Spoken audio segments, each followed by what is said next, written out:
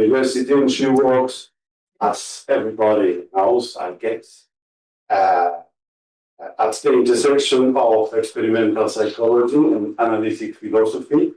And her work focuses specifically on the nature of understanding, of explaining, and its relation to learning, reasoning, and decision-making. And now she will talk about machine understanding. So the floor is yours. Thank you so much. And thank you to the organizers for inviting me. There's a lot of themes from the talks yesterday that I think you'll see relating to what I'm talking about today. So I've been feeling like I'm at the right conference for presenting this work and getting your feedback. All right, so if we look at contemporary machine learning and AI, you see all sorts of claims about understanding. So these are just a handful of examples from publications coming primarily from computer scientists. In one paper by Bengio and colleagues, they say that the ultimate goal of AI research is to build machines that can understand the world around us. A few years ago, Gary Marcus, in reference to BERT, one of the first very successful large language models, wrote that these systems are still a really long way from truly understanding running prose. You see claims about multimodal video understanding, about understanding of geometry problems, and so on. And this really suggests that achieving some sort of form of machine understanding is one of the main goals driving certain strands of contemporary research in AI and machine learning. And in these areas, one of the main ways to assess a system's abilities or performance is through various kinds of AI benchmarks. And these are just a handful of examples of papers introducing benchmarks that frame what it is that they are assessing in terms of understanding. And you see this for a variety of different kinds of understanding. Here we have human activity understanding, urban scene understanding, language understanding, and understanding in the ARC domain, which involves abstraction and reasoning. So again, this suggests a sort of corresponding focus on assessing machine understanding. And as I think is going to be clear to this audience here, I think if we want to be able to make and evaluate these kinds of claims about machine understanding, we need some account of understanding. And when you look at the kinds of claims that are made, overwhelmingly, you find that people are not offering some sort of explicit definition or argument for what they mean by understanding. They seem to be relying on something like our common sense or pre-theoretic notion of what understanding is. Of course, we know that from philosophy, there are lots of accounts on offer for what understanding is, but there's no consensus on that in the field of philosophy. And also, it's relatively recent that people have started making concerted efforts to develop accounts of understanding that really can be applicable to machines in a way that is sensible. So with this as background, I want to say a little bit about sort of what's at stake in these sorts of claims. You know, why should we care about being able to make and evaluate these claims about understanding? I suspect that for this audience, I don't really need to convince you, but I'll just flag a couple of reasons why maybe computer scientists and people outside of philosophy should also care about having an account of machine understanding that allows us to rigorously make and evaluate these kinds of claims. One of the main reasons comes from the links between intelligence and understanding. So here's a quote which you actually saw yesterday already in Stephen's talk. This comes from a paper by Bender and Kohler, where they say that meaning and understanding have long been seen as key to intelligence.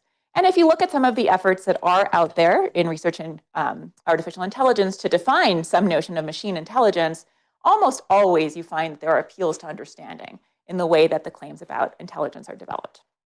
Another reason why you might really care about this is because understanding seems to be key to trusting AI systems to perform various kinds of tasks. So this is a quote that I like from a paper by Mitchell and Krakauer. They write that the extent and manner in which machines understand our world have real stakes for how much we can trust them to drive cars, diagnose diseases, care for the elderly, educate children, and more generally act robustly and transparently in tasks that impact humans. Right? In the human case, it seems like we often decide who to trust and for what based on what it is we think they understand. Those seem to be very closely related notions. And accordingly, you might think that if we want to be able to trust machines for certain kinds of cases, we want to be able to know what it is that they understand. All right, so my plan for today is to basically lay out a framework for thinking about machine understanding. This comes from a working paper with 3 collaborators who I want to acknowledge, one of whom is in the room. The first author on this is Hui-Li Chen, who's an expert in computer science and human-computer interaction, who's been a postdoctoral scholar in my lab leading this project. And my other co-authors are Stephen Grimm, who you heard from yesterday and is here with us today, as well as Olga Ruzikovsky, who's one of my computer science colleagues at Princeton. And so the four of us have really been trying to put our heads together to think about this question of machine understanding in a way that hopefully can be legible, not just to philosophers who are thinking about these questions, but might also be legible and useful for computer scientists who are actually on the engineering side of these sorts of projects. I will say that my presentation follows our paper fairly closely, but there are some asides where I've taken some liberties, and so you should not hold my co-authors responsible for things I say that might seem wacky or unfounded. You should assume that all of those are my claims, but the things that are clearly true and sensible, you can attribute to all of us. Okay, so our aim in this project is not to argue for a particular account of understanding, although obviously that would be a very useful thing to do. What we're trying to do is in some ways maybe a precursor to that, or a general sort of laying out of the space of possible views you might have in thinking about machine understanding, so that using that space, you might be able to say what notion of understanding you're operating within a particular context, and so be able to make precise claims and evaluate understanding precisely. All right. So here's my plan for the rest of my time. In parts 1 and 2, I want to lay some general background or groundwork that's going to constrain how we think about what we're looking at for accounts of understanding. Then most of my time is going to be spent suggesting that there are 4 families of accounts that I think carve up most of the space of what we want to be thinking about in developing accounts of machine understanding. Those are the 4 views you see there, which I will tell you more about. And then I'll end briefly with some applications, implications, and a plea for help. Okay, so some desiderata for accounts of machine understanding. So whenever you're developing an account of understanding, there's lots of different kinds of considerations that you might want to balance. One of them is that I think we want our notion of understanding to at least partly align with our pre-theoretic judgments about understanding, right? If there's no correspondence between the common sense or pre-theoretic notion and whatever it is we develop an account of, you might wonder if what we've developed is really an account of understanding or an account of something else. And so one of the common sense ideas that we take seriously is one that I think is shared by a lot of views in philosophy that take this as a sort of starting point in developing an account of understanding. And again, you saw the, claims along these lines yesterday in the talks, that to understand is somehow to see how things hang together. And so to fail to understand is perhaps to fail to identify how things are related to each other, how they hang together. And of course, that's a pretty sort of common sense, but vague idea that's been cashed out in lots of different ways in different accounts of understanding. But we want to somehow be responsive to this kind of intuition that some of what it means to understand is to see how things are related to each other. And so one of the ways we might try to sort of operationalize this a little bit more precisely in the context of machine understanding takes its cue from ideas like the Chinese room argument, as well as a sort of blockheads that we heard about yesterday.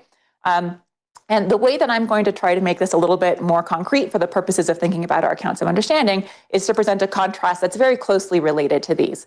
And that is to imagine 2 different systems that both are able to perform basic multiplication, but what they're doing under the hood is really different. So in a system I'm going to call table, you basically have a lookup table.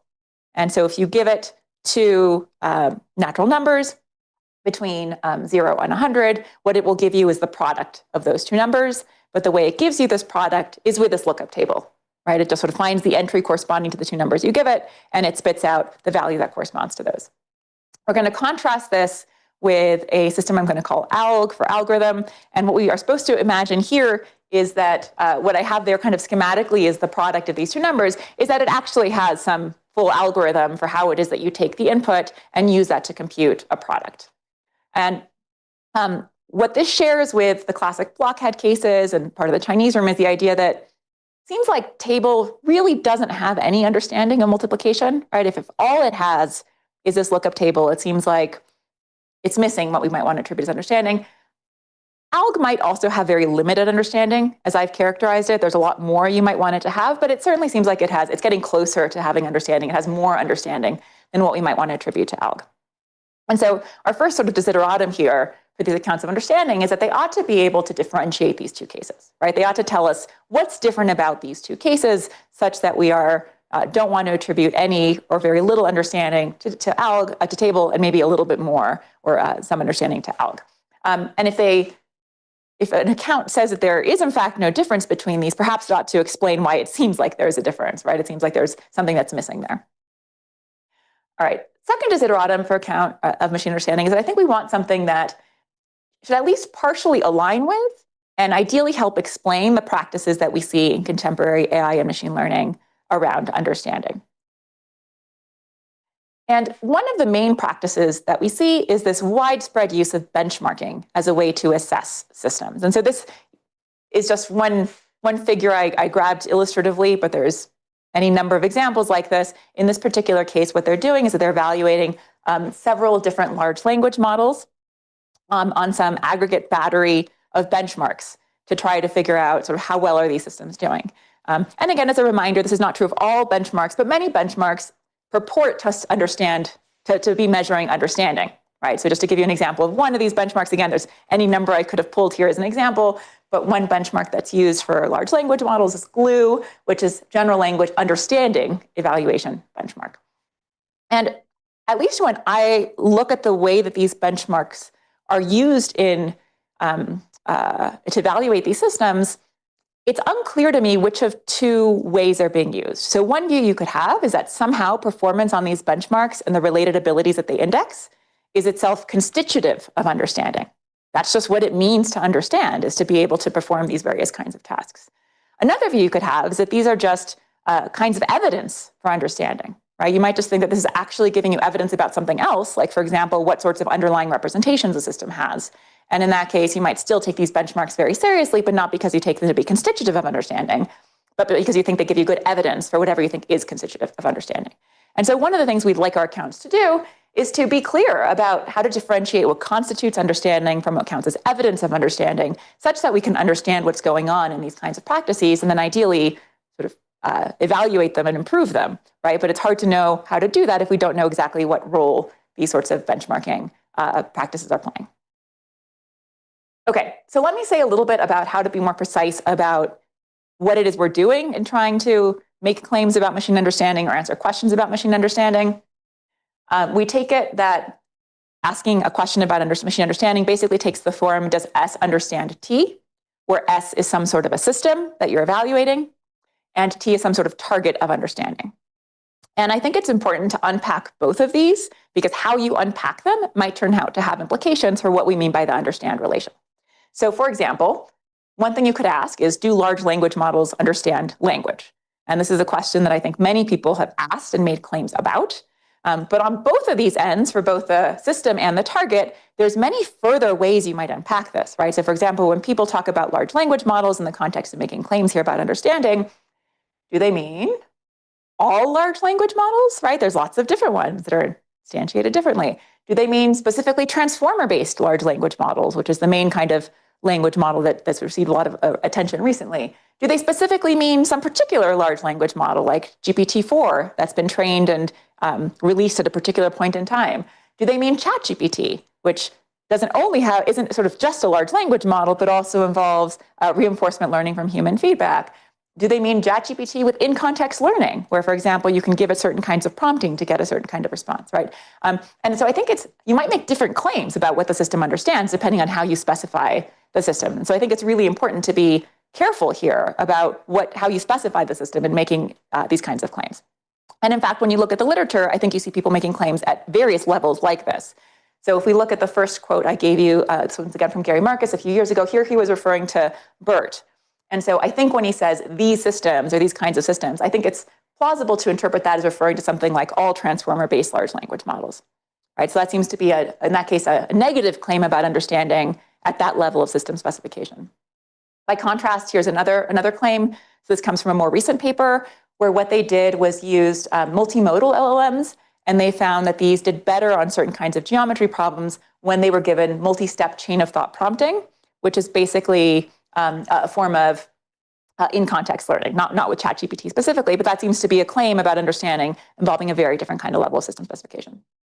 Okay, on the other end, thinking about how we specify the target, what do you mean by language? Do you mean English? Do you mean word meaning? Do you mean word reference? Do you mean formal linguistic competence, functional linguistic competence, right? There's a variety of other ways that you might spell this out. And again, part of the reason why this might really matter is because it might influence what it is you take understanding to be. And I think we saw this in at least a couple of the presentations yesterday. So for example, one presentation differentiated worldly understanding from language understanding, from sort of interpersonal understanding a person. Those different kinds of targets might involve different kinds of understanding. In another presentation, I think the distinctions were understanding why versus understanding that versus objectual understanding. Again, depending on what the target is, you might be giving a different kind of understanding. Okay, so this is like hopefully straightforward, but I think it's important because when you actually look at the kinds of claims that are being made, people aren't always precise about this. So I think it has implications for what we mean by understanding. So in the paper, we introduce a distinction between sort of 4 different levels of system specification that might be helpful in thinking about what you are making claims about, what the S is, the system, when you're asking questions or making claims about machine understanding. And this is not intended to be an exhaustive taxonomy or the only way to make distinctions between levels. Really, we present it more to make the point that it actually really matters what the system specification is when you're asking and assessing claims about understanding. So let me just give you a couple of these distinctions to sort of hopefully illustrate that point. So for example, at the formal system level, you're talking about the sort of kind of system architecture you're talking about. So that would be a claim like asking, do LLMs understand language, where you're not talking about any particular large language model that's been trained and implemented in a particular way. You're talking about the whole class of systems, right? And you do see claims about understanding at that level. That seems quite different from talking about a sort of particular trained system. Do I have a, yeah. Then there's what we call an embedded system, which would be a system that has access to particular resources. So for example, if you have a large language model that can consult the internet, then it has access to that resource. Is that going to perhaps change what claims you make about what that system understands? And finally, we consider the distributed level, where you're actually considering the unit of analysis over which you're making claims to be not just one isolated system, but perhaps a combination of systems or even a human plus some AI system. And now you're making claims about understanding at the distributed level. Okay, so again, this is not intended to be an exhaustive taxonomy or the only way you could split things up, but hopefully helps make the point that it might really matter what your level of system specification is when you're assessing claims about understanding. Okay, so with that as sort of background to how we're thinking about this, I want to introduce you to our 4 families of accounts of machine understanding. And here's the current version of the figure that sort of schematically presents these. It'll give you a sense for where we're going, but I'm going to walk you through all of these. So the 4 accounts are basically model-based, ability-based, etiology-based, and phenomenology-based. We're going to go through all of these. I do want to flag at the outset that it is absolutely possible to have a hybrid account. In fact, I think hybrid accounts are very attractive, and I'll signal a couple of them. But as a starting point, what we really want to do is try to isolate different kinds of characteristics of a system that might be relevant to making claims about understanding. Okay, so start with model-based accounts. Here, the basic idea is that what it means to understand is a function of what a system has inside. Basically, what's under the hood is what matters. What's under the hood in the case of a machine is going to be some set of representations and algorithms. The version of this that I've seen most commonly in computer science and people talking about AI is the idea that perhaps what you need for understanding is to have a world model. And this is usually cashed out as something like a structure-preserving representation that preserves the structure of the target of understanding in the world. Sometimes this is specified to be a causal model, not always. We mean this account to be, we're calling it model-based to sort of align with what seems to be a pretty popular way that people think about the kinds of representations and algorithms that might be relevant, but we mean this view to be more general, right? Any kind of view on which what matters for understanding is what you have inside, construed as representations or algorithms, is going to be an instance of a model-based account. And I think this view has lots of near philosophical neighbors or precedents. So there are a lot of views on which understanding is some type of knowledge. For example, perhaps knowledge of explanations, perhaps knowledge of causal relationships. There's a little bit of work you'd have to do to extend these to apply to the cases of an AI system, right? If you take knowledge to be perhaps a kind of belief with certain kinds of additional properties, there might be a little bit of nuance to figuring out what it means to attribute a belief to an AI system or sort of relaxing that constraint to some extent. So I don't think these views can be entirely straightforwardly translated to be claims about machine understanding, but they sort of have near neighbors. They're sort of in the spirit of these accounts. I think there's have lots of precedents for this view in psychology. So in psychology, there are lots of views that are often not framed as being accounts of understanding per se, but seem to have as a background assumption that what it means to understand some target is to have a mental model of it or to have an intuitive theory of it, where those are understood as being representations that have particular kinds of structure or constraints on them, right? So not any kind of representation is going to constitute understanding, but if you have the right sort of representation, that's going to constitute understanding. And I think you also see some hints in practices within AI or computer science that are consistent with this. So for example, sometimes in order to try to assess whether or not some system understands some particular target, people will engage in a kind of decoding where they try to see sort of what kinds of representations does it have and do those representations correspond to that target in the way that we might expect. And I'll give you one example of that. So here's just one AI example. So there have now been a couple of papers that have trained large language models or systems like very similar to GPT, but where they've trained them to predict legal board moves in the game of Othello. Okay, so the only kind of training they get is for these legal board moves, but then people have been interested in saying, what are the kinds of representations that it seems to have built in the course of being able to learn this prediction task effectively? And using various kinds of linear and nonlinear sorts of decoding techniques to see whether or not you can extract different kinds of structure, they found that in these kinds of cases, you can actually extract the board state for the game of Othello from the intermediate layer activations of these systems, right? So it's as if they've created representations internally that correspond to these board positions, even though they don't correspond. They were never sort of handed these board positions in some hard-coded way. Rather, they seem to have learned them in the course of being able to do this prediction task that they were actually trained on, which is to predict legal board moves. So on a model-based view, you might think that this is the sort of thing that constitutes some kind of understanding of, say, the configuration of an Othello board or of the game of Othello. Okay, so how can a model-based account deal with this contrast between table and alg?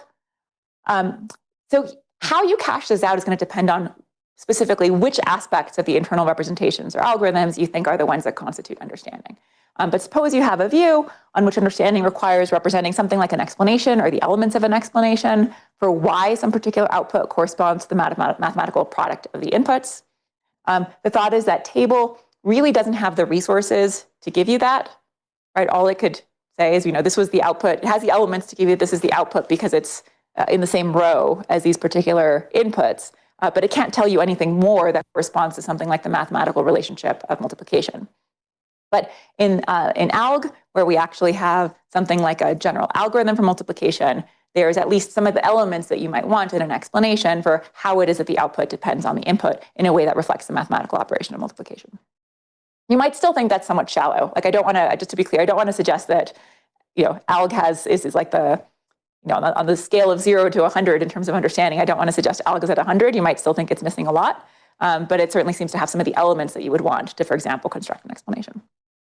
Okay, so major challenge for this view, which I think is going to be already very apparent to this kind of audience, is that this is really, as I said, it's a family of accounts. It's sort of pointing to where you're going to find the understanding, but it seems like a lot of the interesting work is going to happen in saying exactly which representations and algorithms are the ones that constitute understanding. And this is going to be trickier at some of these levels of system specification versus others, right? So if we're dealing with something like a particular trained system, it might be relatively straightforward to say what counts as internal representations and algorithms. But when you get to these more complicated systems, like a system with access to the internet, for example, where you want to evaluate its understanding given that it has access to that resource, or if you want to evaluate claims about understanding where you're thinking about these aggregate systems, perhaps there's multiple AI systems interacting with each other, it becomes less clear what counts as sort of an internal representation or algorithm. So that's going to be a challenge for this view if it wants to be able to make claims about understanding at these other kinds of levels. Okay, so second family of accounts are what we call ability-based accounts. And the basic intuition here is that understanding is some sort of ability. Now, there's lots of ways to cache out what an ability is. There's ways of caching out what an ability is that might actually make it collapse into a version of a model-based account. So for example, if you think an ability is something like the internal representations that give rise to certain kinds of dispositions, we would actually classify that as a model-based account. So here, in referring to ability-based accounts, what we have in mind is really a view on which understanding is about the performance itself, or the kinds of performance that you're able to achieve. Lots of philosophical precedents for various kinds of ability-based views. These get cashed out in lots of different ways. I'm not going to go through these, and there's nuance to exactly how to classify these as ability versus model-based. But there's been lots of proposals that understanding is a matter of having some sort of ability. In psychology, I think there's a common practice that you see in both psychology and in computer science that seems to be closely tied to an ability-based view of understanding, and it's the practice of assessing understanding by looking at performance on a particular task, and in particular doing so with an eye towards generalization, where the idea is that you don't just want to know what, how a system can solve like these particular 5 multiplication problems. You want to know how it can solve multiplication in general, but the way that you assess that is through some problems that perhaps the system hasn't seen before. And so we do this as educators when we're giving tests to students, right? We often want to assess what they understand by giving them a problem that they haven't seen before. And this is also common practice in computer science. And I think this practice is consistent with a model-based view if you think that what's going on when you assess generalization is that you're getting good evidence for something about underlying representations and abilities, but it can also be understood as being consistent with an ability-based approach where you think what matters is, say, the particular generalization ability itself, ability in a particular domain, and you're assessing it through this kind of performance. So again, in the case of machine understanding, it seems to be consistent with these widespread benchmarking kinds of practices.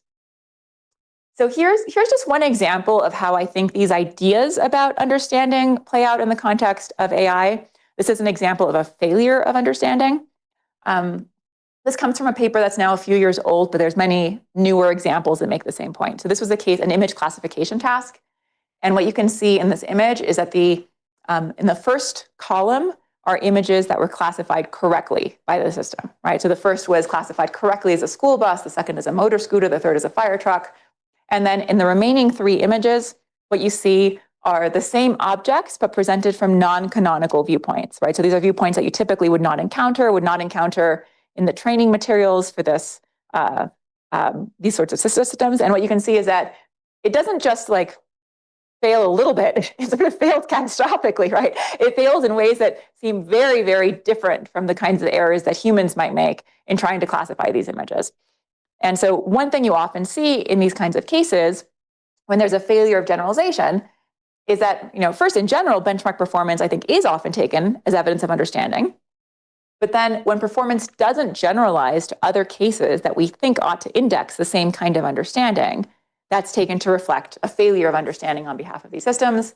And this suggests that even though I think if you sort of look superficially at the AI literature, it really does kind of look sometimes like AI researchers just take the benchmark performance itself to be constitutive of understanding. I think what's really going on is that they take that performance to be good evidence for either some more general ability or something about internal representations and decoding. And you see that reflected here when the failure of generalization is taken to be evidence against the idea that the system actually has good, for example, image understanding.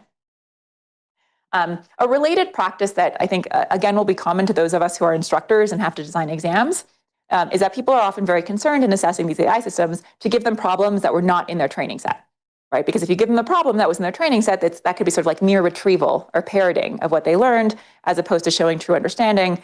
Similarly, when you give an exam to students, you might want to give them an example that's not the one that you gave them on the practice problem test, right? Because they could produce the right answer just by sort of a more superficial retrieval process. You want to give them a different problem that's going to be better evidence for either an underlying ability or representation. Okay, so how do these accounts deal with the contrast between table and alg? I think a natural way to think about this is in terms of generalization, which is this practice that we see, I think, related to these accounts. So as I've specified these particular systems, table is not an infinite lookup table. I've arbitrarily said that it has the answer to the multiplication for integers between 0 and 100. Right? So what happens when we give these systems a number like what is 1 times 101? And now we're going to start to see differential performance on these systems, right? So even though they give us exactly the same performance for between 0 and 100, when we give it this generalization problem, what we expect to see is table to basically break down somehow. And what alg does is going to depend a little bit on exactly how it was programmed, but like on lots of reasonable assumptions, it's going to give us the right answer.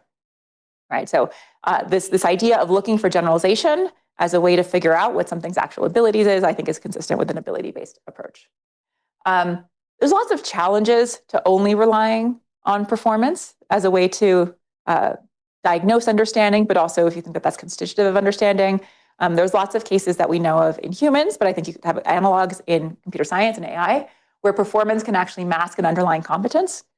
So for example, if you, not a great example because LLMs aren't great at math, but suppose that you present an LLM with a math problem, but you present it visually rather than in text, it's going to perform poorly just because of the input modality, right? So it kind of has a performance obstacle to being able to exhibit its competence in that case. There's also other cases where performance can outstrip ability, right? So if you have a case where, and this actually happens in a lot of proprietary systems, if we don't know what the system was trained on, and we see that it does really well on some particular benchmark, the performance can outstrip its actual ability if it's doing really well on that benchmark because it was trained on that benchmark, rather than because the benchmark reflects generalization ability. So there's a lot of complexity in actually drawing inferences from performance to ability, which an account like this would have to be able to say more about. All right. Okay, etiology-based accounts. Okay, so the basic idea behind these accounts is that understanding requires some sort of appropriate causal connection to the target of understanding. And the precedents for this come from a variety of causal or historical or etiological accounts in philosophy, and you actually see these in several different areas of philosophy. So you see this in causal historical accounts of reference, causal accounts of concept acquisition, etiological accounts of function, and so on.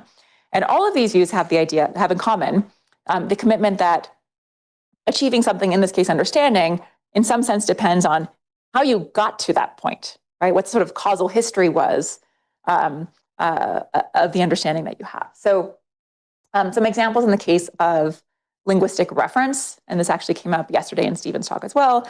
I might be able to, for example, use the word Napoleon to refer to the historical Napoleon, not because I have a lot of descriptive information about Napoleon. In fact, I'm quite ignorant about Napoleon, not because I've ever met Napoleon, right? I haven't personally met Napoleon, but because I'm connected to a linguistic community that uses Napoleon in a particular way, and that linguistic community can be sort of connected back by a causal historical chain of reference to, say, the actual Napoleon in the world.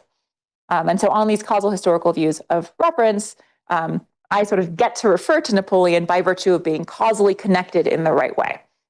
Not because of my internal representations that have descriptive information about Napoleon, not because of the ability I have to classify people as Napoleons or not Napoleons, right? But because of this causal historical chain of reference. And so the idea here is to try to generalize this to be an account of understanding. So for example, the thought would be that whether or not I have understanding of strawberries might depend on whether or not I have the appropriate kinds of causal connections to strawberries. So for example, one way I could obtain the appropriate causal connections to strawberries could be by wandering around a forest that has strawberries and having direct causal contact with strawberries. But other things I could do would be read textbooks that are connected to people who have certain kinds of expertise that is actually interacted with the world in particular sorts of ways. In psychology and computer science, I have not seen these ideas presented in these terms, but you do often see people appeal to ideas related to grounding and embodiment that I think have some of this causal etiological flavor. I'm not going to define grounding or embodiment because I think I will immediately get into trouble. I think these terms are used in lots of different ways, but I do want to signal that I think that there's a connection here, and that even though you don't see the term etiological, which is kind of an idiosyncratic term that is used in medicine and in philosophy, I think some of the ideas are there. Okay, I think this is a view that which to philosophers is often kind of intuitive because they have all of these precedents, but I think can be less intuitive to people coming from other fields, and less intuitive how it might apply to the case of AI. So I want to go through a couple of examples to hopefully make this kind of more palatable to you. All right, so the place where this has come up already in discussions about understanding in AI systems is in the context of language understanding by large language models. And one of the points that some people have made is that there might be lots of different aspects of language understanding, but one aspect of language understanding might be linguistic reference. And that is being able to use words in a way that refers to the actual things in the world, such that, for example, if a large language model says that strawberries are red, we can reasonably say that that's true or false, right? In order to say that's true or false, it seems like we need some way to talk about how that string of outputs does or doesn't refer to states of the world. And so one point of debate has been whether or not large language models have language understanding, where specifically what's meant is something like the ability to have linguistic reference. And some people have argued that they do. They might not have lots of other things related to language understanding, but that they do have reference. And the reason they have reference is because they are connected to a linguistic community that is connected to the world in the right way, right? Just like I don't have direct contact with Napoleon, but I can still use the word Napoleon to refer to Napoleon. Similarly, these systems don't really have direct perceptual access to anything, but they are trained on a language corpora that comes from human language use. And those humans are connected to the world and to linguistic communities. And so some people have argued that by virtue of this connection, they sort of inherit the reference in the same way that often happens when I might inherit reference for something based on deference to another person or from a text that I read. This is not a universally accepted view, but I think it's an interesting case because you do see these connections to these views from philosophy being brought up in the context of AI and LLMs. Okay, here's an intuition pump for another case, and I'm curious. I'm gonna poll you in a moment for your intuitions because I'm curious if people find this at all compelling. So here's a case where you might think something like causal history or causal contact matters for attributions of understanding. So I want you to imagine we have this AI system over here. It's an AI therapist, and it's an AI therapist that can be personalized, right? So as a result of particular causal history of interactions with a particular person, it will behave very differently, right? So that if you had the same AI therapist interacting with two different people, you'd find that at time two, their internal representations are different, their performance is different, and so on, by virtue of this personalization that happens with interaction with particular people, all right? Okay, so here's the thought experiment. I want you to imagine that this particular AI agent has interacted with Alex here, and as a result of this history of interaction with Alex, now has particular internal representations, particular patterns of performance, and so on. Now, it just so happens that had this system interacted not with Alex, but with Bob, the system would have ended up with exactly the same internal representations and patterns of performance, right? Like, just to make this more concrete, imagine there's like 100 parameters that can be set, right, in this personalization process. It just turns out that had this AI system interacted with Bob, it would have ended up with exactly the same setting of those parameters as it did with Alex. Does it seem right to say that the system understands Bob in the same way that it understands Alex? Or do you have the intuition that it's somehow more appropriate to say that the system understands Alex, but doesn't really understand Bob? So I don't have super clear intuitions here. I'm curious what people think. So, well, first of all, how many of you think it's at least not crazy to say that the system understands Alex, at least to some extent? Anyone willing? Okay, people think that's kind of reasonable. No, just at all. Like, is it not crazy to make some kind of claim about understanding? Okay, and does it seem reasonable that the system understands Alex better or more deeply or in any way more strongly than Bob, or do you think those are exactly the same? So if you feel an asymmetry between the claim about Alex and Bob, raise your hand. No? A little bit? Yeah. Okay, how many of you are willing to say the system understands Bob?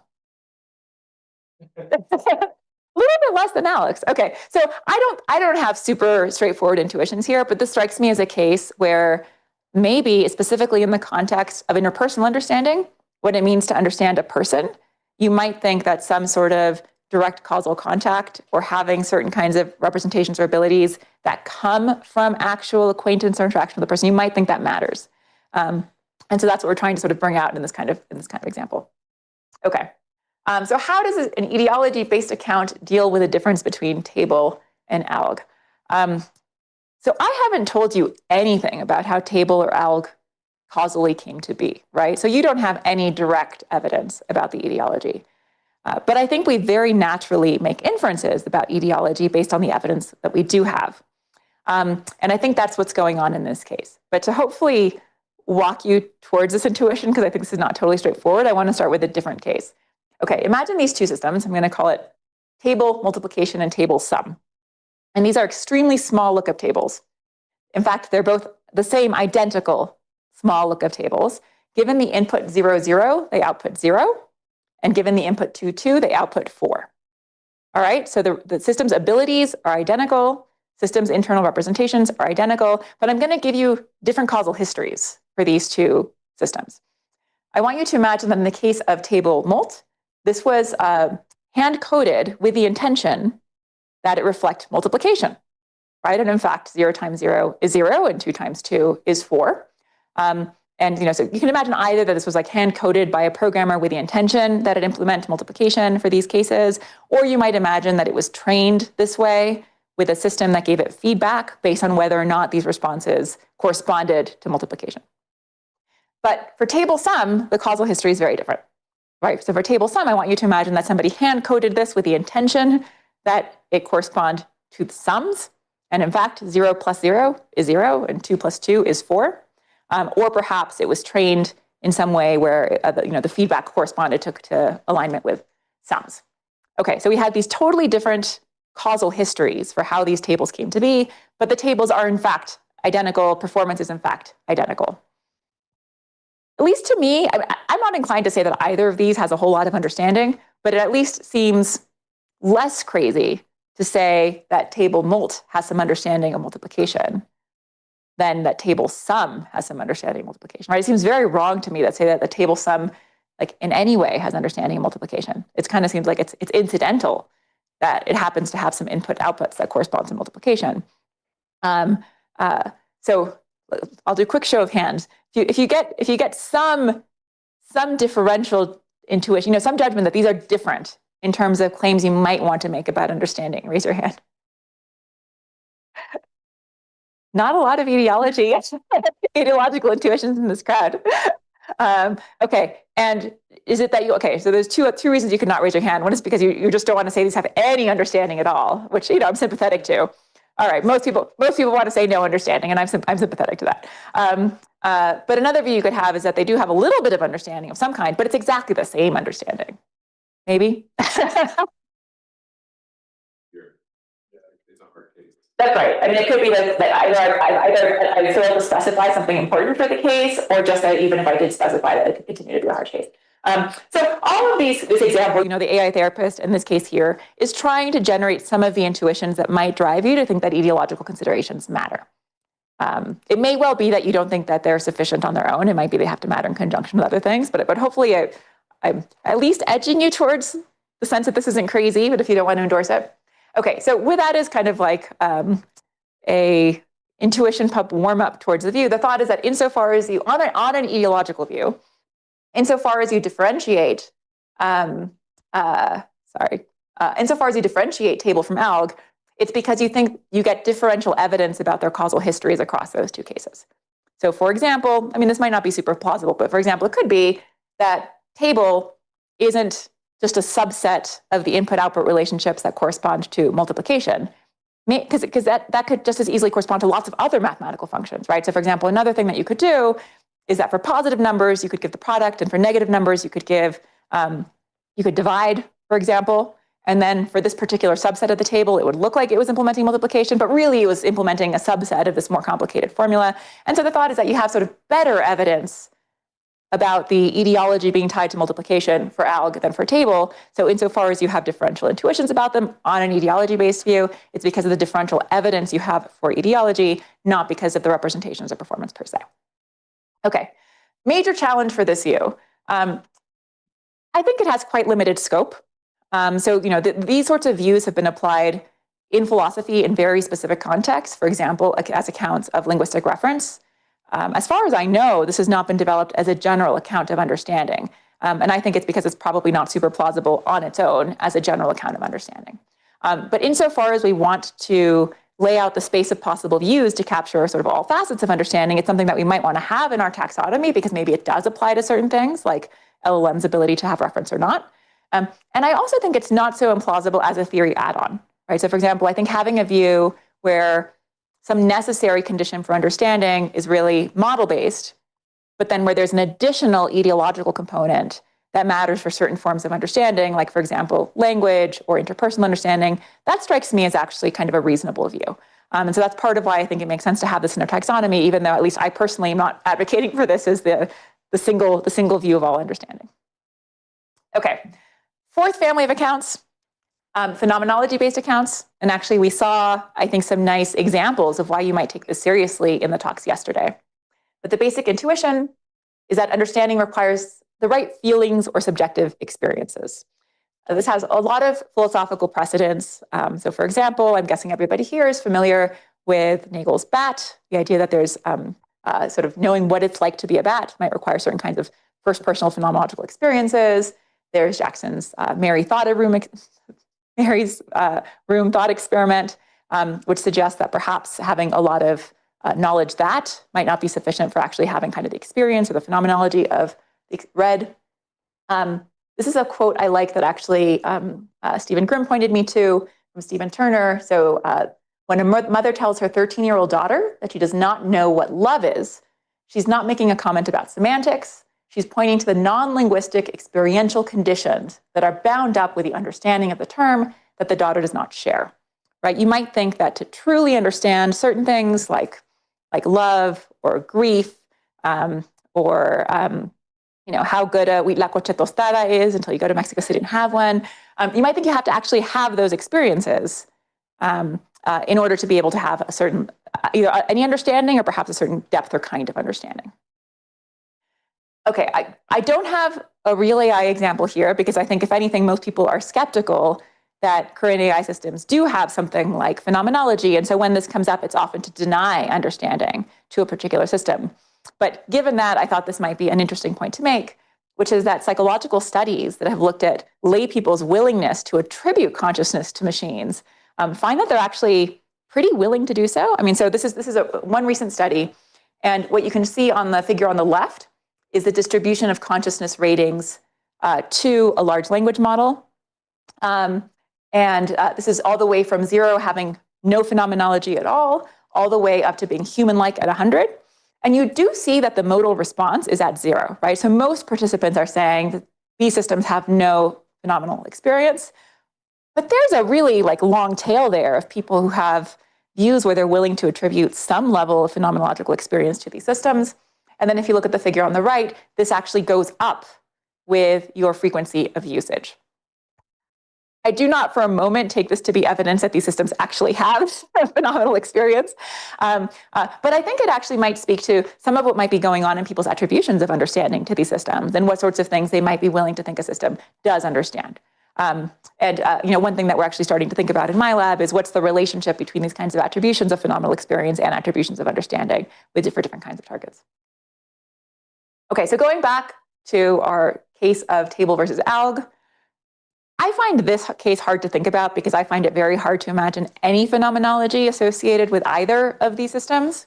But this is intended to be largely structurally analogous to something like the Chinese room. And if we think about the Chinese room case, which does involve a human, but has some of the other structural features of our contrast here. And what we contrast is a person in the Chinese room context, where they're basically just doing symbol manipulation, to a sort of normal Chinese speaker. There, I don't think it's crazy to think that among the perhaps other differences that you think characterize these, that there's also a difference in phenomenology, right? There might be some kind of phenomenology associated with understanding that you have for the normal Chinese speaker that seems to be totally absent in the Chinese case. Okay, so some challenges for this view. Again, I think this view probably has limited scope. I find it somewhat plausible that some sort of phenomenology is required for understanding love or understanding grief and these kinds of deeper senses. Not so clear to me that any phenomenology is involved in understanding quantum mechanics or understanding multiplication or understanding any number of other things. And again, again, personally, I find it much more plausible as a theory add-on. You might think that your primary account of understanding is perhaps model-based or ability-based, but maybe for certain kinds of understanding, you also need to have this extra component of phenomenology. So again, I think it makes sense to have it sort of in a taxonomy of pieces that you might want to have recourse to in your accounts of understanding, but I'm certainly not advocating for this as the single account of understanding. All right. So again, going back to this sort of overview of what these 4 views are, I wanted to go back to this for 2 reasons. One is just to highlight again that I think hybrid accounts are not only possible, but at least I think personally very plausible. So I think one kind of hybrid account that we saw, I think an example of yesterday, and I think there's several examples in literature already, are views where the primary aspect of an account is model-based, so some sort of representation is required, but maybe there's also some sort of ability-based requirement, like you have to be able to use that representation in a particular way. The other reason to go back to the slide is because I wanted to ask this audience in particular, what are we missing, right? So if what we're aiming to do here is chart the space of possible views that one could have, then I'm guessing we have as many different views of at least as many different views of understanding in the room as there are people, possibly more. And ideally, we'd want all of those views to fit into this space. I mean, certainly there's a lot of room for more fine-grained distinctions, right? So I think, in fact, in particular, I think for these two accounts up here, for model-based and ability-based, I think there's going to be a lot of interesting work in making more fine-grained distinctions. But if you can identify anything you think we're missing, sort of a fifth category of account that doesn't fall under one of these or as a hybrid account, I would really love that as feedback, because it would be incredibly useful to us in terms of what the aims of this project are and where we are in its development. Okay, so we've gone through some 4 families of accounts of machine understanding. I'm going to spend just a few minutes with some applications and implications. So one thing that I think is nice about this taxonomy is that even though we developed it with an eye towards different families of accounts that you could apply to a machine understanding, I think these also apply to human understanding, and that includes human understanding of machines. And so if you look at the area in AI known as explainable AI, there's sort of subfamilies of this. People talk about interpretability, they talk about understandability, and so on. I think these same distinctions are going to be relevant for thinking about different kinds of approaches to understandability of humans' understanding of machines. And you see this in some of the common practices. So for example, one very common practice, I think, is consistent with a model-based approach. And the idea is to have a system do something that will allow a human to have the right kind of internal representation or algorithm. So for example, the most straightforward example of this would be having a system generate an explanation, which then ideally allows the person to generate some sort of explanatory understanding by virtue of their internal model of mental representation. This is another example where they looked at the internal representations in AlphaZero to try to see whether or not they could identify human interpretable concepts that are relevant to chess. So things like being in the position of being in check, or having a pawn that's pinned, or things like that. And it turns out that after a certain amount of training, AlphaZero did show patterns of activation that sort of seemed to correspond to these human interpretable concepts. And so the aim of that paper was to make that interpretable to humans, but you might think that part of what it's doing is giving the humans the resources they need to create a particular representation of what the system is doing. And so that would be a model-based approach to understanding in the context of explainability. To some extent, although I think this is more limited, you also see ability-based approaches in the context of explainable AI. So for example, having cases where you try to give the human the information that they need to be able to understand certain relationships with counterfactual dependence, or how certain kinds of input-output mappings work, such that they could tell you how a change in the input would result in a change in the output. Where it seems like what the idea is that if a human has this ability, that will give them some understanding of what the machine is doing. Another reason why another sort of consequence of this is I think that we can be more precise about the inferences that allow us to go from evidence to claims about understanding. And so here's just one example of this. So in the case of humans, in the United States, in order to be able to practice law, you need to pass an exam called the bar exam. And for humans, this is taken to be good evidence that somebody has the legal understanding that we might think is necessary for them to be able to practice law. And there's lots of reasons to think that this is not at least a crazy inference in the case of humans. I mean, the bar exam has certainly been criticized, but you might think that in the case of humans, bar exam performance reflects a whole bunch of stuff for humans. So for example, it might tell you something about underlying representations and abilities by virtue of the fact that the exam might involve some sort of generalization. They might be seeing some questions that they haven't seen exactly in that form before. You might think that in the case of humans, this reflects some sort of ideology, something about what their experiences have actually been with legal practice and the legal system and so on. Possibly phenomenology, I'm not sure. But okay, now suppose we have a very different system, like for example, GPT-4. So GPT-4 can apparently score in the top 10% of bar exam scores. But that raises the question of, well, what can we infer about GPT-4's legal understanding, right? I mean, if you thought that bar exam performance was itself constitutive of understanding, right? That's just what it means to understand. Then we ought to say exactly the same thing about a human who gets a particular score and GPT-4 getting a particular score. That seems quite wrong. I don't think anybody thinks that bar exam performance is constitutive of understanding. Instead, it seems like in humans, bar exam performance is good evidence for this other stuff and therefore we are willing to attribute a certain kind of legal understanding. In the case of GPT-4, it's really not at all clear that that level of performance is going to license the same inferences to legal understanding via inferences about representations, abilities, and so on, right? So I think by being explicit about what our account of understanding is, we can be more explicit about what underwrites these inferences to understanding from performance and be much more careful about the conclusions we're willing to draw. All right, the final point I want to make is really kind of being in praise of pluralism, but also kind of a plea for help for this audience. Okay, so I find different accounts of understanding differentially plausible, and they seem to me to be differentially useful, depending on the system you're talking about, your target of understanding, and perhaps your aim in thinking about understanding. So, for example, the 4 accounts do not apply equally straightforwardly to these 4 different levels of system specification that I described. So, for example, the formal system hasn't even been trained, right? It's not even an implemented trained system yet. It's not clear that it has much of an etiology other than what was, set up that particular formal system. It doesn't yet have any abilities. It doesn't yet have internal representations, right? And so it seems like if we're making claims about understanding at the formal systems level, we're really making claims about something like expected or potential abilities or representations and so on. If we're talking about phenomenology, it seems really implausible to attribute phenomenology to the system over here. At the other end, for distributed systems, it also seems kind of unclear how you would think about phenomenology unless you have an account of phenomenology that does work across a distributed system.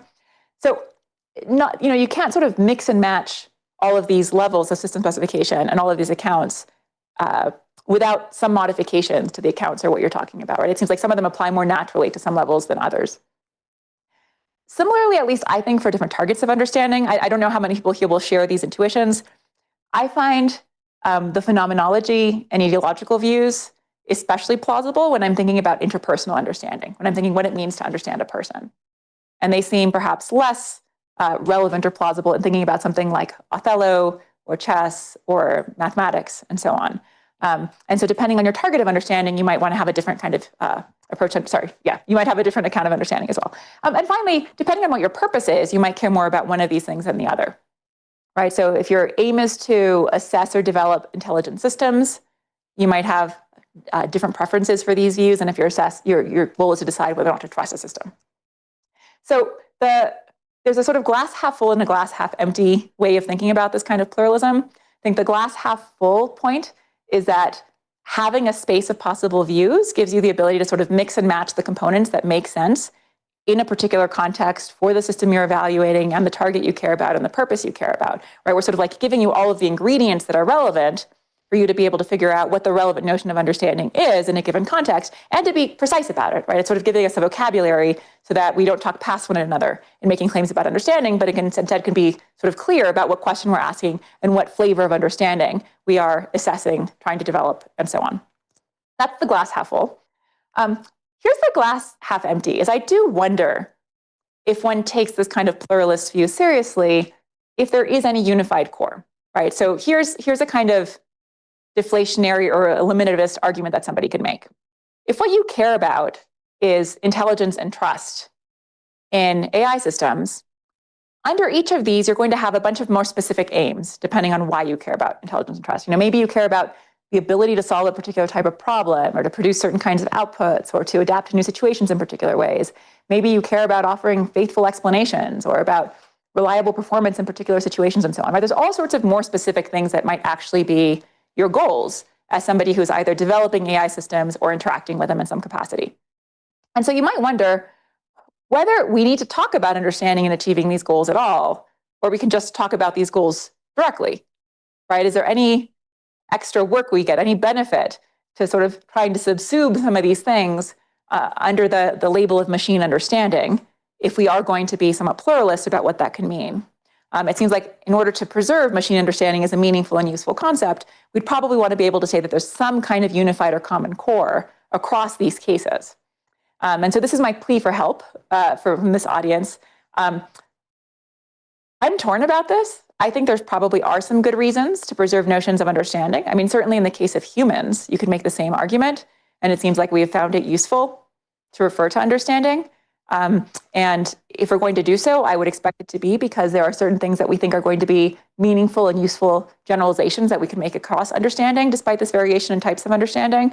But it's at least not immediately clear to me what a very strong form of that argument would be. So if anyone here has thoughts either in favor of the eliminativist view or how we might respond to that kind of argument and argue that there is a meaningful, unified notion of machine understanding or some reason to sort of maintain understanding as our target, I'd be really interested to hear that. And I will stop there, leave time for questions.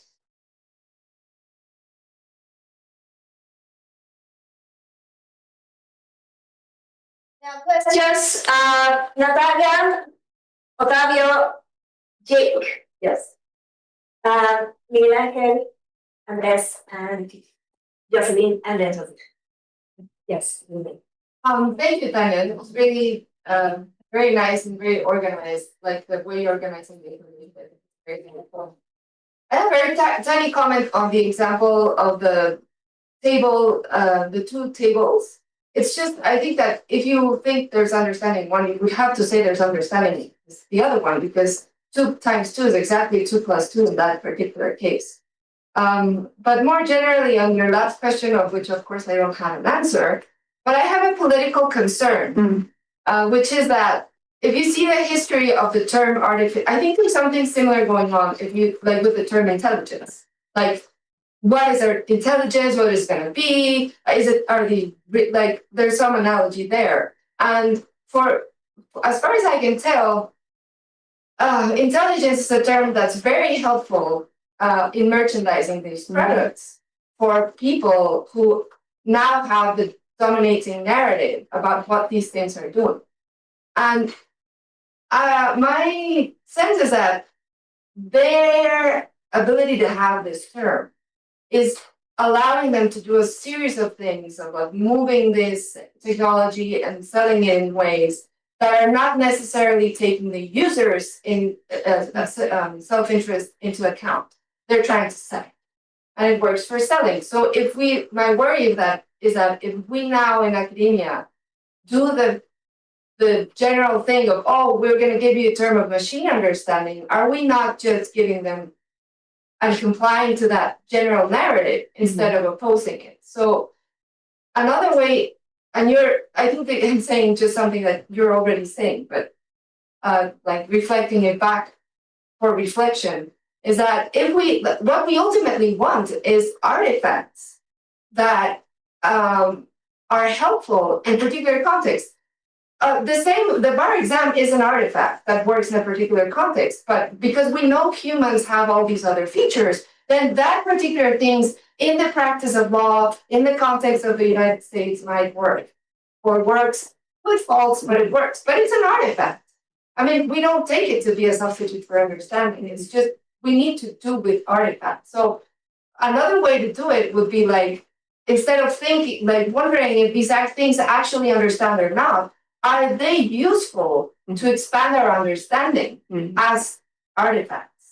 And then we would be changing the narrative of like, no, it doesn't matter. It really doesn't matter if they like fulfill one definition or the other. What matters is if they're actually being useful when we insert them in the practices that we want them to be inserted. So that's just a thought. Yeah, I mean, I love that final point that maybe we should reorient this to being about how to maximize human understanding. I think that's really interesting. I mean, to make just a couple of other comments. I mean, on the first point of the multiplication versus addition tables, I mean, I think if you have the view that they're exactly the same, what it basically reflects is that you're relying on either a model-based or performance-based criterion for understanding, which I think is fine. Like I think that's very plausible. But it's just intended to, if somebody did have the ideology-based view, I think they'd have to say that there's a difference there. So for you, it might be a reason to argue against the ideology-based view because you think it's ultimately model-based or performance-based. The one thing I'll say just about, I guess, the danger, but then also maybe a reason to continue something like a more precise investigation of understanding. So I think a danger, which is related to what you described about intelligence, is that if you do have a term that can be cashed out in many different ways, there's a risk of making a claim about understanding over here and people, especially lay people, drawing an inference about understanding over here, right? So for example, you make a claim about understanding referring to some particular ability in some domain, and people take that to mean, oh, I can trust it for this other thing, right? And that would be a very dangerous kind of inference for people to be making that I think is problematic, and a reason to be very careful about making understanding claims.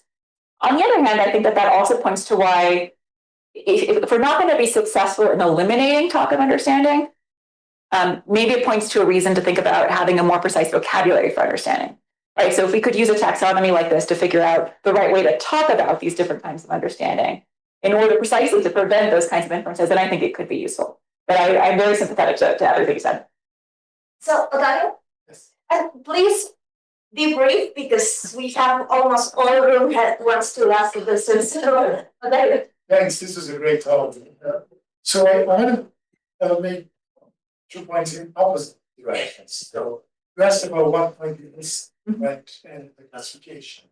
From a philosophical point of view, there are concepts of understanding based on knowledge, knowledge-based accounts, right? And then they don't quite fit in any of the 4 categories. It's not exactly an ability, it's a mental state, it's not a phenomenology, it's not that. So it's interesting to explore, right? Yeah. Now, that's interesting if you're interested in studying for humans. It seems to me that none of the accounts actually do a good job in making room for understanding, a reasonable sense of understanding for machines. Because I think none of them are things that machines will ever be able to do. So why not think what would be an understanding for machines? And think in terms of whatever performances or processes that they can engage with, right? So that's the other thing that might be missing, right? Yeah. The other is just a curiosity. I'm actually puzzled why a psychologist would be interested in things like that. So. All right, well, 3 things. Let me see if I can get them in order. So with respect to the first thing, so I was imagining that knowledge-based falls under model-based, but I will acknowledge that there's some work somebody would have to do in order to figure out whether or not it makes sense to attribute mental states to these kinds of systems. I mean, I know that's something some people are thinking about, good reasons for skepticism that we can just translate the human mental state concepts like the AI cases, but there might be close analogs to them, right? So the idea is that if you think that in the human case, what matters is knowledge of causes, for example, you might think that in the AI case, what matters is having an internal representation that is some sort of a causal model, like, for example, maybe a causal Bayes net or something like that, right? So I think those views have natural analogs, but there is definitely room to resist that translation depending on your view of knowledge as a kind of mental state. With respect to the second view, here I think I just disagree. So this is interesting, and maybe we can talk later more about where this disagreement comes from. I'm very skeptical that current AI systems have or will have phenomenology anytime soon, and I don't personally have a developed account of consciousness. That's just kind of where my bets lie. I'd be willing to say that some of these systems already have certain kinds of model-based understanding, ability-based understanding, and ideological-based understanding. So I feel like we already are making room for some forms of machine understanding that we can attribute. So that's probably a longer conversation. I would love to hear more about your skepticism there. Well, I'm interested as a psychologist. A lot of reasons, but I think one of them is I've been interested in the question of what constitutes understanding in humans for a long time. That's a question that, of course, psychologists have been interested in forever, but it's rarely addressed explicitly in terms of understanding, and you actually have to dig pretty hard in the psychology literature to find people offering an account of understanding as such.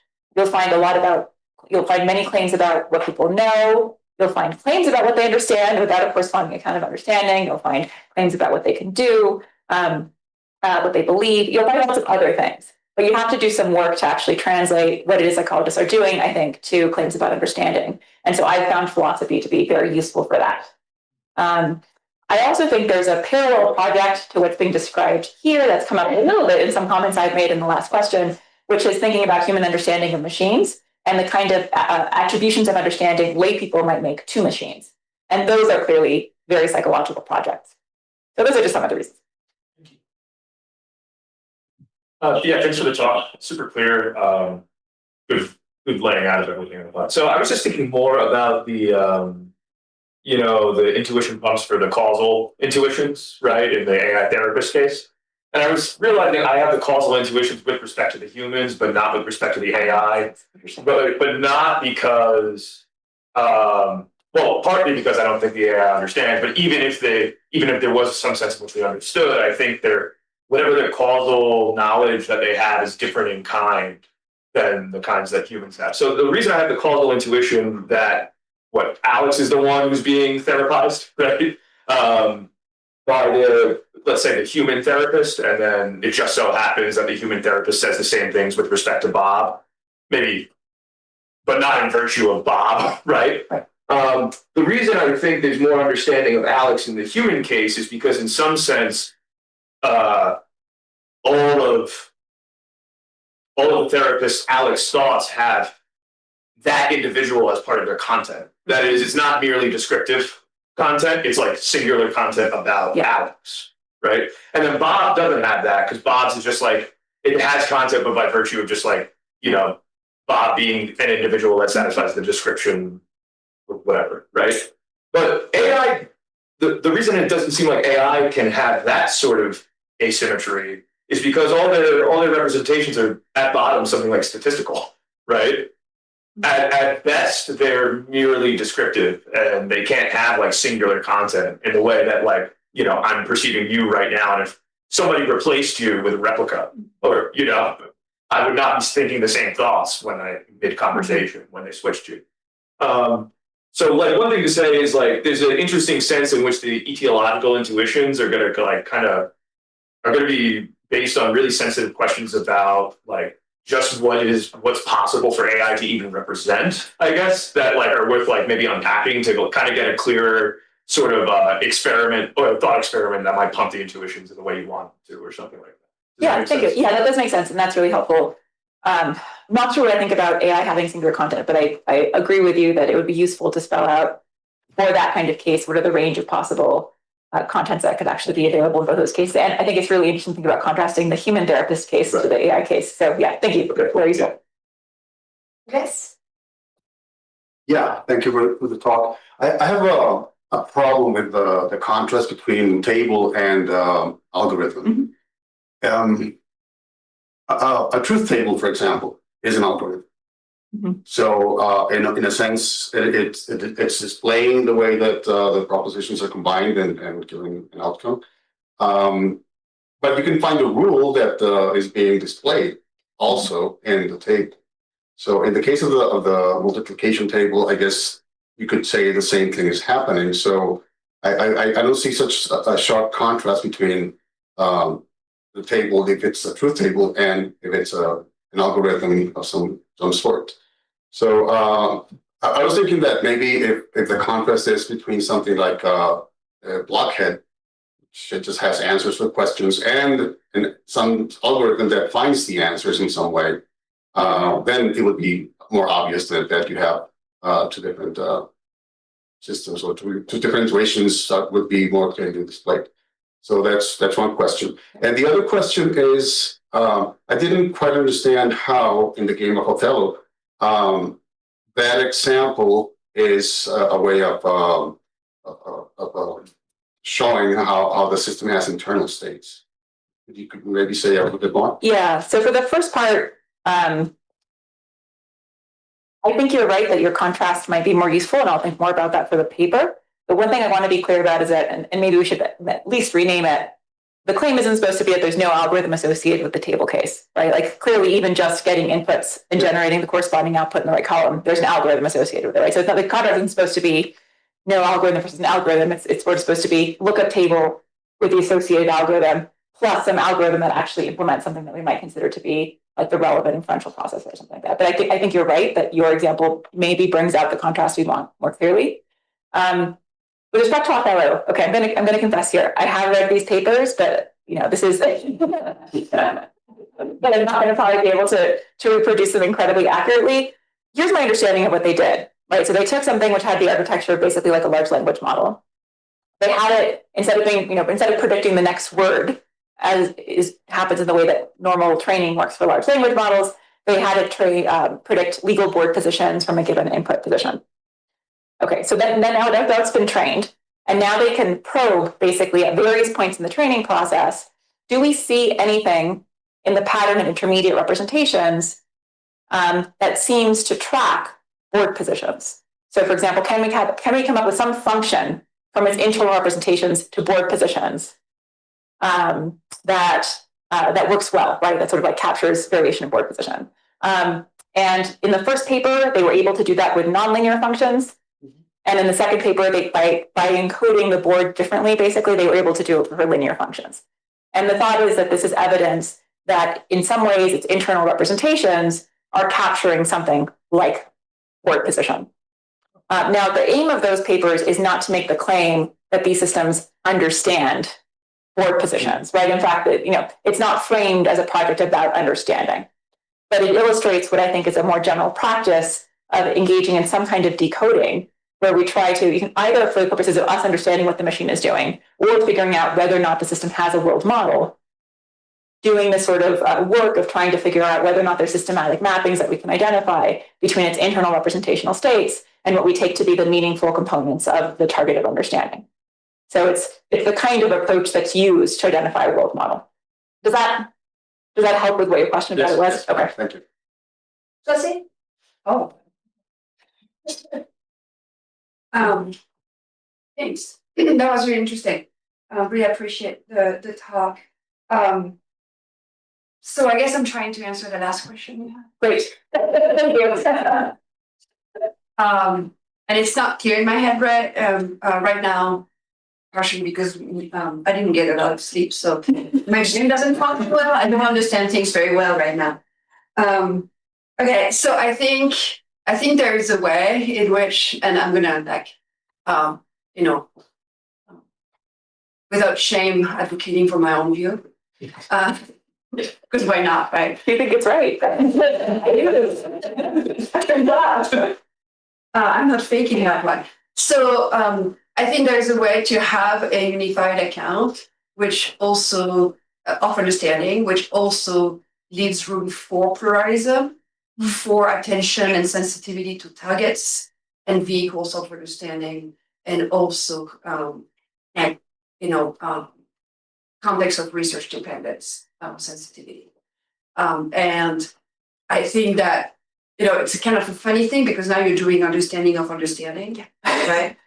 So if I do apply my view, then we would have a view which tells you that you gain understanding by looking at different ways to solve problems regarding understanding, which is now your target. Mm.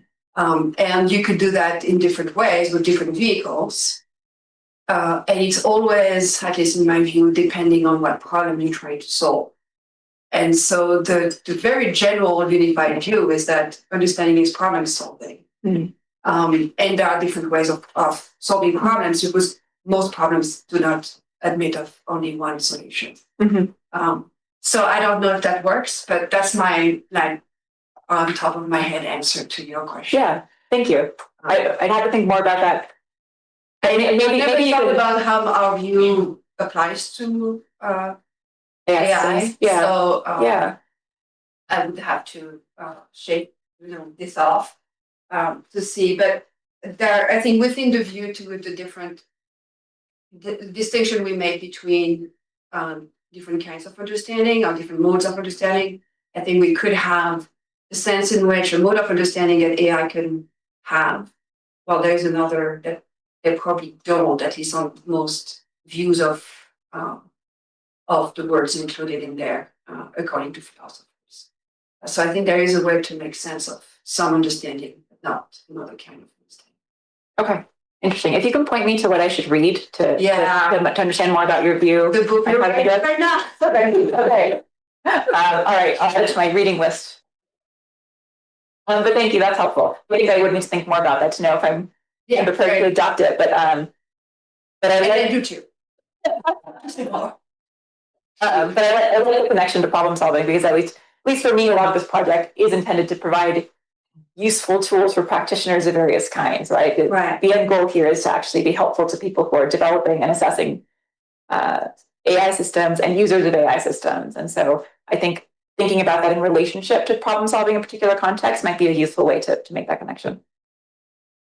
So there is Jocelyn and Dave and anybody else. Okay, good. And people from Zoom, you can also ask in Spanish. People from YouTube, you can also ask in Spanish. That's very good that Tania speaks Spanish. So, Jocelyn. Okay. I have some thoughts about the human versus the AI therapist case, but I just want to first clarify that I make sure I understand the case. Mm-hmm. So you have one person who I guess the AI has some kind of causal history with, and then another person who the AI has like no causal history with, but they're like exactly identical according to the parameters that the AI has for them.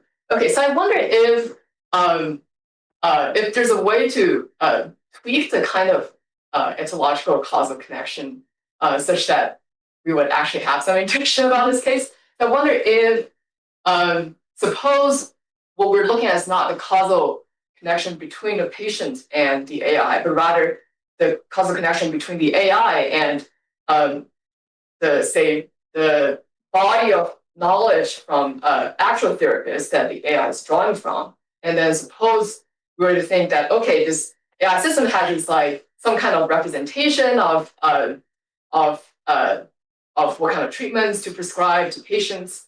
And it has this causal connection from whatever the causal history that real human therapists have in virtue of their interaction with real patients. And we say, okay, so there's in some sense this AI therapist has some kind of understanding of how therapy works. It's because even though it doesn't quite, well, in some sense it's kind of lacking some kind of understanding, but it has this connection to this body of experts that's kind of similar to, I guess, how these like externalists initially think about semantic understanding, where you don't quite understand these terminologies, but you're in this community of speakers, and some of them are experts that actually understand what they mean. So I wonder if that kind of causal connection would give us some intuition that this AI has understanding. But it's kind of hard to pump this intuition because I can't really think of an alternative AI that's completely deprived of this kind of causal connection. I see. And just to make sure I'm understanding the case, the thought is that it has this connection in some ways about Alex, but not about Bob, or no? Like, what is the context? I see. So I'm not quite thinking about the causal connection between the AI and the specific patients at all. Just between. I'm just asking, in general, does this AI understand anything about, I don't know, psychiatry? I see. And I'm saying, yeah, because it has the causal connection to this community of experts. I see. So in some ways, giving an ideological account of sort of the via connection to the linguistic community. Yeah, that's interesting. I mean, that would accomplish something that I think would be useful, but is different from what we're hoping to accomplish for that case. Okay. Which is, and at least the way that I was thinking about the case is that it's a case where the target of understanding is something like interpersonal understanding. It's understanding a person. Okay. And so to give a non-therapist case, which I don't know if this is going to be any more intuitive, but suppose that you have an AI, which is just a companion, right? It's just someone for you to talk to, get advice from, sort of like a friend. And now we can imagine a case where this system gets personalized to you, right? It starts to learn what sorts of things do you like to hear? What music do you like? When you're sad, what are the right kinds of responses that are going to make you happy, and so on. So it's changed its behavior as a result of learning from lots of interactions, like specifically with you. Yes. And so we might, first of all, ask, is it okay to say that this AI system understands you in any sense at all? But now, to try to get the ideological intuition, the thought is, turns out that had the system interacted with Maria, it would have been exactly the same, right? It turns out that she responds exactly the same way to when she's sad and what music she likes and everything else, right? And so what we're hoping for is the intuition that, like, seems more natural to say that the AI system understands you than understands this other person who has had no contact with. And the reason why we set the case up like this is because the whole point is to have a case where the system is identical with respect to model-based considerations, identical with respect to performance-based considerations. There is only in terms of something about its causal origins or ideology. But I think a lot of people are not getting that intuition, and I think it's because you don't hold an ideological view of understanding. Right. I think once you specify that you're trying to capture interpersonal understanding, and it seems, I guess, so far away from the scope of the kind of understanding that I see. are initially interested in that. We're thinking about how to make the example more compelling. But I think no matter what, this is an example that's going to be compelling to people who take an ideological view seriously. And for people who think, no, it's just something about representations and abilities or something else, this kind of case is not going to move them. But we are hoping to at least give people the intuition so they can understand the view, even if they don't ultimately endorse it. So, but yeah, thank you, that's helpful. Dave? One definition of understanding you didn't consider is the definition of which requires something like that an agent's reasoning is sensitive to the contents of its representations. So that's something that you could add. That I don't know if you remember what I said yesterday, but that's one of the few things that I thought wasn't sort of trivializable, that you couldn't cleverly design a blockhead to have. Right? Yeah. So I'll tell you what I'd be tempted to do, and this is actually what motivated my question to you yesterday. I would be tempted to say that that's a hybrid view that combines some model-based components with some ability-based components, where the model-based part has to do with what the internal representations are, and the ability-based part has to do with something about how you can use them in a way that makes your inferences, for example, sensitive to kind of like the right features of the representations. If that doesn't seem right to you, I'd love to hear what extra you think would be needed that doesn't fall under some hybrid of model and ability. Well, it's I don't think that includes abilities, because you could formulate that criteria in a way that an agent has it, but doesn't need to have to clear any kind of bar in terms of ability, performance, input output performance. It doesn't need to clear any bar. It's just that the way that it's able to that carries out its reasoning is sensitive to the semantics, right? But yeah, that could go under as a feature of how it represents the world. Yeah. Yeah. But it's not like mirroring the structure. So it's very different from what you put under that. That's right. So it's not an example of something like a model-based of having a world model. I think as we're intending the taxonomy, it would fall under model-based. It just might be a branch of model-based that's worth articulating or spelling out, because I can see the appeal of that view along those lines. So the structure thing is this goes back to the idea of mirroring, the world, which I think can be trivialized with the topic. Thank you. So Miguel Angel? Hi, very quickly, I was thinking of a possible reason for the eliminativism that you mentioned at the end, and it has to do with the desiderata that you set out at the beginning. One might think that there could be potential conflicts between those desiderata. One of them is to align as much as possible with the theoretical judgments about understanding, and the other was, if I remember correctly, to also respect the judgments of machine theorists. This is our practice, which might be different from that. And so one may think, clearly there could be a conflict between those two things, because some people might be pre-theoretically inclined to attribute understanding to some machines, some people might not, etc. And if you think about the following suggestion, that some people might think that you should add another desiderata to this too, which is at least some results of philosophical theorizing about the nature of understanding, because philosophers have thought very hard about the nature of understanding. So one might think that it is natural that at least some results of that theorizing should constrain in some way further theorizing about whether a machine understands or not. Yeah. So you add that third desiderata, and then the potential conflicts increase even more. Because yesterday we were looking at so many reasons, philosophical reasons, to deny understanding to machines. So once you have that cluster of desiderata with all those potential conflicts among them, it starts to look that those intuitions or the reasons that guide those different usages of the term are really being sensitive to different things. Sometimes abilities, sometimes this, sometimes that. And that speaks in favor of just stop talking about machine understanding and rather use more specific or precise terms to describe what a machine can do. I'm sympathetic to that. I think I would say, even though we never articulated it as a desideratum, in fact, as you probably saw in all of those views, they were very heavily informed by philosophical work on understanding. And then the fourth desideratum, I think, could be there, which just exacerbates your problem, the problem you're raising even more, is something like a desideratum where there's continuity between claims about understanding for humans, AI, and non-human animals, right? So it seems like it'd be really, now we were framing this as a charting the space of machine understanding, be even nicer to have the space of understanding, right? Within which you can make claims about human, non-human animal, machine, and so on. But if we have that as a desideratum, that makes the possible conflicts even greater. So unfortunately, I think you're right. Any more questions?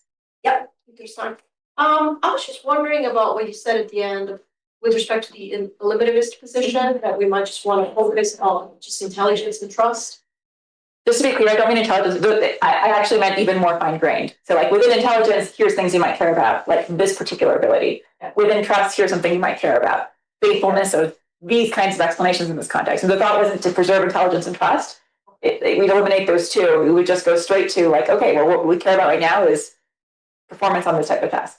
Because I wanted to push you a little bit more about, just say a bit more about what you mean by trust. Because I think that there's different ways in which I might trust the system, because I might believe that, not necessarily believe, but I might think that the results are reliable. But when it comes to interpersonal relationship, I might trust them on a phenomenological basis. I trust them because they sort of went through similar experience. And it seems like the results might differ significantly depending on which meaning of trust we are adopting. Yes, I absolutely agree with that. And I mean, I think there are people who have developed accounts of trust, and I am not one of them. So I don't have a well-developed account of this. But I actually think that this is one of the reasons why you see people appealing to understanding in the context of trust. Is because understanding has the right kind of breadth to span different kinds of trust that we might care about. So just to spell out two of those, there's a kind of trust that might be more like an interpersonal trust. Like, I trust you, I trust your judgment. If I had, if somebody needed to decide on my behalf, I would trust you. It seems like that might involve something like a kind of interpersonal understanding. I think you understand me in this kind of interpersonal sense. There's other kinds of trust, which are more just sort of like straight judgments of reliability in some domain, where, I trust it to give me the right diagnosis in a medical context. And there, I think we might want to align that with something about understanding that medical domain or something like that. So I actually think that part of the reason why you see understanding so much in the context of trust is because I don't want to say it's like polysemous in the same way, because I'm not sure I want to commit to it being polysemy per se, but there's a way in which the breadth of what understanding can encompass aligns with that breadth that you're pointing out about what we can mean by trust. And that's either a feature if you think you want to continue to align these, or it's a problem. In both cases where we actually just want to be more precise on both ends. And when we do that, we might no longer get that kind of correspondence. Thank you. Any more questions? No?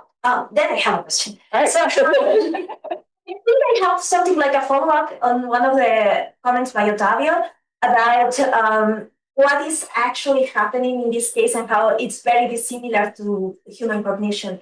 And I was thinking that one of the key parts of when philosophers are discussing understanding is awareness, right? So we tend to believe that we understand when we understand. And so we can refine that and get rid of the illusion of the depth of the understanding with some work. But ideally, when we are very good at something, we are aware that we are very good at something and we can say that we understand or not. And so something that obviously is not happening here is that. So we are only discussing about how we can diagnose whether a machine understands or not, but it's not fulfilling that part, right? And maybe it is because the complexity of what they are doing is so larger than us that they are very good algorithmically speaking, and they can build more formal models very well, but that's not the level for them to be in that position in which they can be, of course, there's the question about consciousness, but they can be aware in some sense or report that they are understanding something. Does this make sense? Yeah, I guess I have two thoughts. So one is, I think, I hate to make generalizations about all of psychology, but I think in general in psychology, people are pretty willing to attribute understanding, even in cases where there might not be complete introspective awareness or an ability to report the basis for that understanding. And I think that's in part because the general picture is that only a subset of our cognitive processes are actually available to us.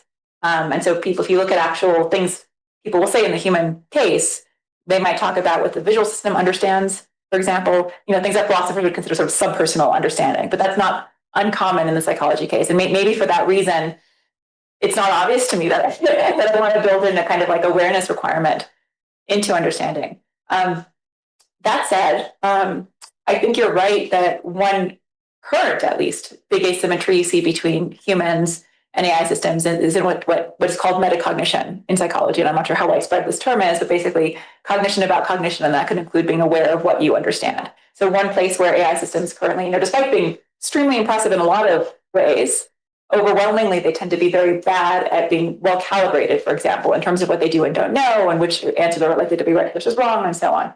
And so that does seem to me to be an interesting current gap between AI systems and humans that I think might be interestingly related to places where we do see differential understanding.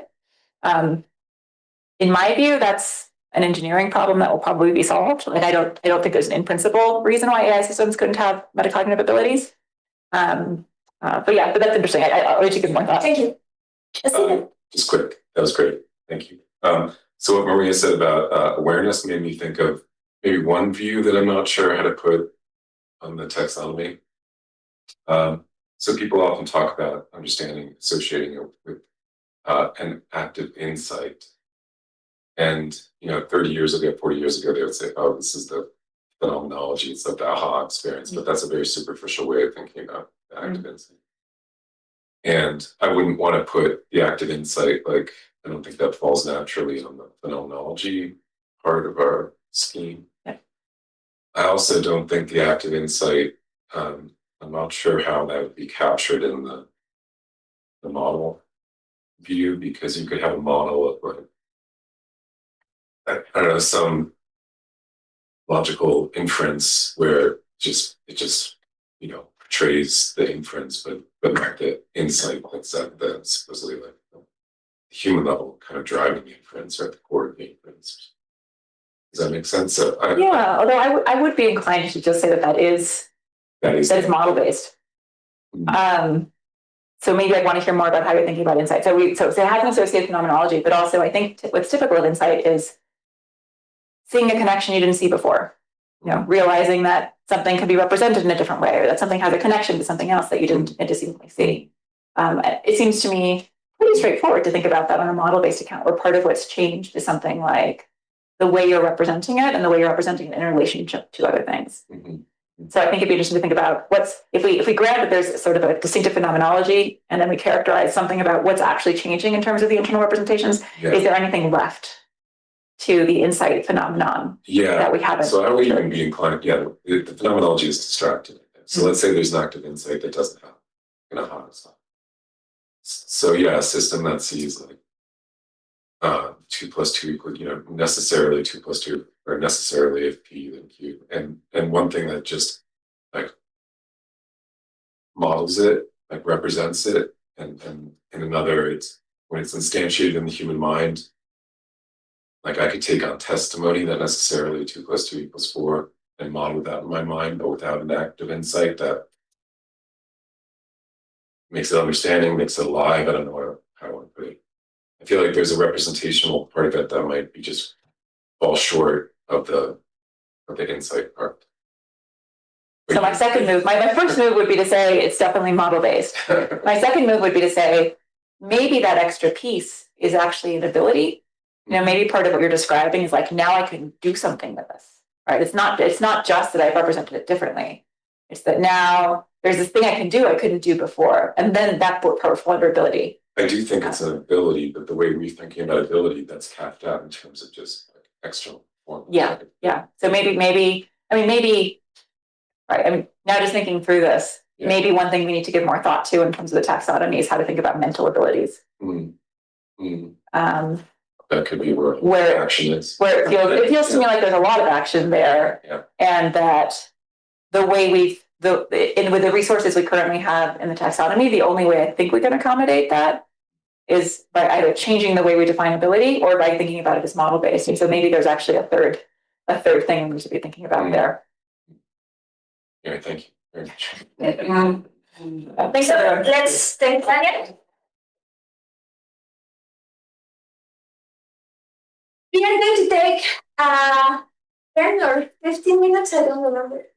10 minutes break and reconvene for Andres. So there is coffee outside.